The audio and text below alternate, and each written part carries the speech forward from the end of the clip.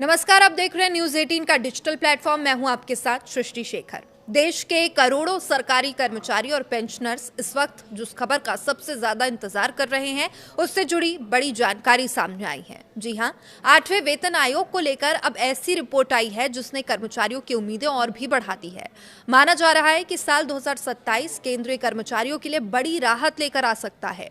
All India NPS employees federation के report के मुताबिक अगर सब कुछ तय समय के अनुसार हुआ तो अप्रैल 2027 से कर्मचारियों के बैंक अकाउंट में बढ़ी हुई सैलरी के साथ पिछले महीने का एरियर भी आ सकता है।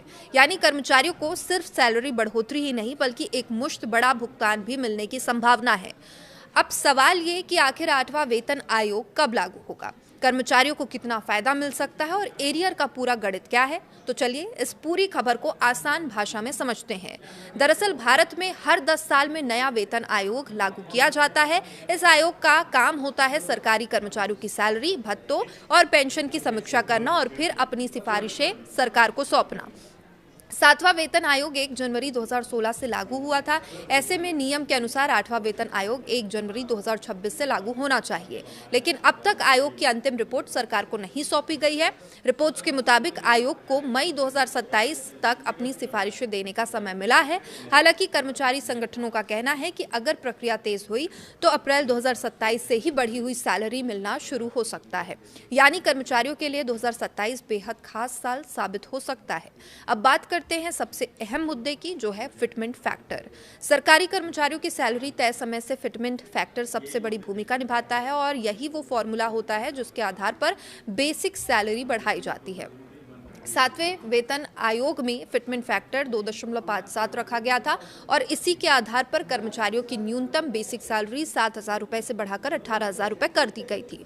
अब 8वें वेतन आयोग में सरकारी संगठन फिटमेंट फैक्टर को 3 गुना या उससे ज्यादा करने की मांग कर रहे हैं। अगर सरकार इस मांग को मान लेती है तो फिटमेंट फैक्टर 3 तय होता है और मौजूदा 18,000 जो बेसिक सैलरी है वो बढ़कर लगभग 21,600 रुपए हो सकती है। हालांकि यहाँ ये समझना बेहद जरूरी है, ये सिर्फ बेसिक सैलरी का अनुमान है। असल फायदा इससे कहीं ज्यादा होगा क्योंकि बेसिक सैलरी बढ़ने के साथ साथ डीए यानी कि महंगाई भत्ता, एचआरए यानी कि हाउस रेंट अलाउंस और दूसरे भत्तों में भी इजाफा होगा। यानी कर्मचारियों की कुल इनहैंस सैलरी में बड़ा उछाल देखने को मिल सकता है और इस समय जब महंगाई लगातार बढ़ रही है तब ये राहत कर्मचारियों के लिए काफी अहम मानी जा रही है। मिडिल ईस्ट में जारी तनाव की वजह से कच्चे तेल की कीमतें लगातार बढ़ रही है और इसका असर पेट्रोल में देखने को मिल रहा है, डीजल में देखने को मिल रहा है और इसके साथ ही घरेलू गैस की कीमतों पर भी साफ असर दिख रहा है।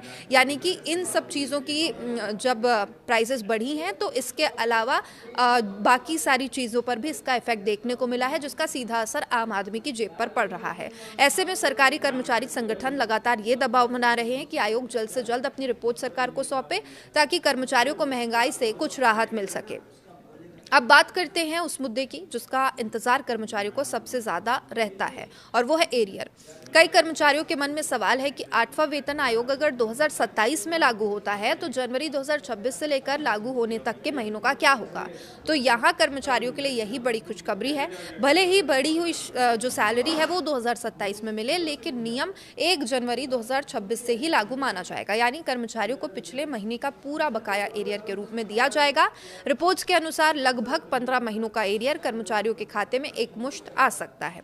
तो सोचिए, एक तरफ बढ़ी हुई सैलरी, दूसरी तरफ लाखों का एरियर। ऐसे में कर्मचारियों को बड़ा आर्थिक फायदा मिल सकता है। हालांकि अब एक्सपर्ट्स ये भी कह रहे हैं कि अगर एक साथ ज्यादा एरियर मिला तो कई कर्मचारियों का टैक्स स्लैब बदल सकता है, इसलिए टैक्स प्लानिंग भी बेहद जरूरी होगी।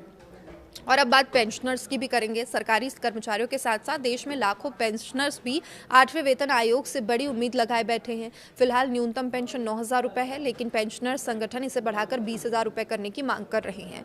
उनका कहना है बढ़ती महंगाई में मौजूदा पेंशन से खर्च चलाना मुश्किल हो जा रहा है और इसके अलावा कर्मचारी संगठन यूनिफाइड पेंशन स्कीम यानी यूपीएस की जगह पुरानी पेंशन स्कीम यानी ओपीएस को बहाल करने की मांग भी उठ रही है।